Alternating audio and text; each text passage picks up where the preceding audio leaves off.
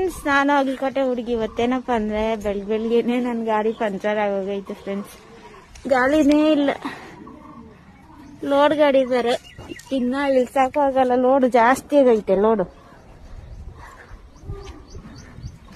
ಇದನ್ನ ತಳ್ಳಕ್ಕೂ ಆಗಲ್ಲ, ಇದು ಮಾಡೋಕ್ಕೂ ಆಗಲ್ಲ. ಏನು ಮಾಡೋದು ಇವಾಗ? ನಮ್ಮ ಮನೆಗೆ ಇನ್ನೊಂದು ಗಾಡಿ ಇದ್ದಿದ್ದು ರೆಡಿ ಆಗೈತೆ, ಅದನ್ನ ಇವಾಗ ಹೋಗಿ ಎತ್ಕೊಬರ್ಬೇಕು.